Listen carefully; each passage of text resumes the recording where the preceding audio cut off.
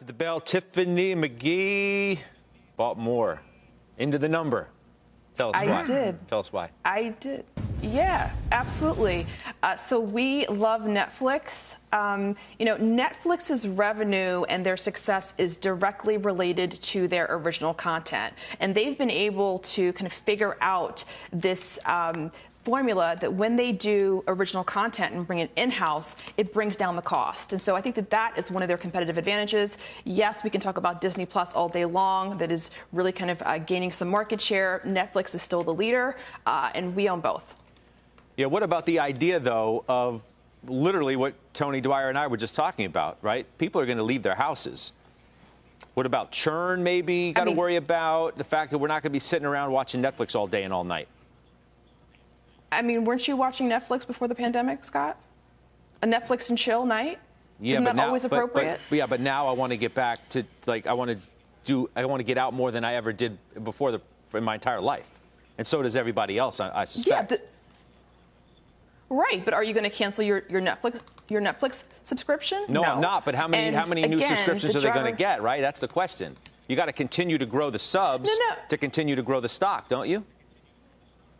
No, I totally understand that, but the driver of Netflix is original content, and while clearly there was a bump during the pandemic, I don't think that that's going to go away. At the end of the day, I'm still going to want to watch, like me and a lot of other people are still going to want to have a time where we're going to want to sit down and watch a movie. And really, it's Netflix. I'm not turning on TV, live TV, right? Hulu gives me something different. Yes, Disney Plus is an option, but in most cases, it's not an either-or option. It's you want both.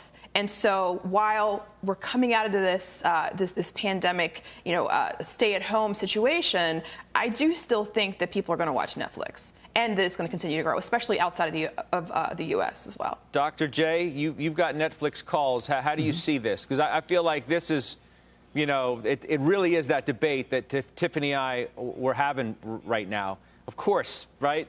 People love Netflix. Their sub numbers continue to be great. But yeah, this is a different world we're about to enter into, isn't it? Well, Scott, the issue is always the churn.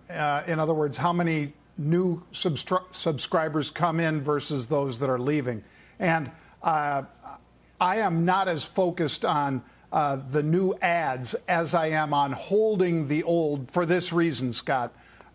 The price increase that they just put through can mitigate a lot of that churn. So if indeed they experience a lot of folks just saying, nope, don't need it, cut it, if that accelerates in this quarter, that's going to be a big negative for them. On the other hand, if the churn rate is about where the analysts expect it to be right now, then I think people buy this, just like Tiffany did, after the report tonight, because I think people are going to be saying, well, they're getting so much more per subscription. There's still at least another lever they could pull, which is cutting back on the number of people that can share the same login information and so forth.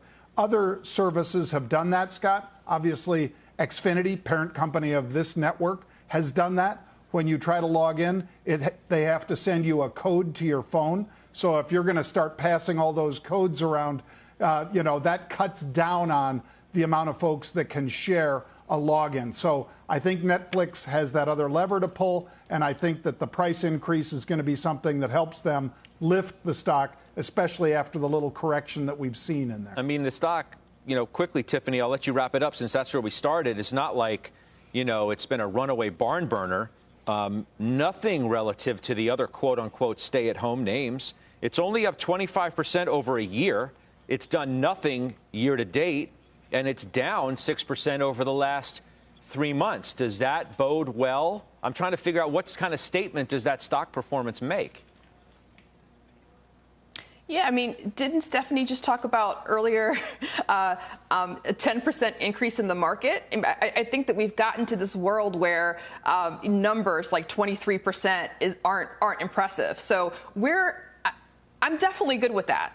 Still, I really do think the competitive advantage, the moat of Netflix is their original content. They've been able to bring that cost down by bringing it in-house. And you can only go to Netflix to get Netflix original content. I think that it's still a strong story. Yeah.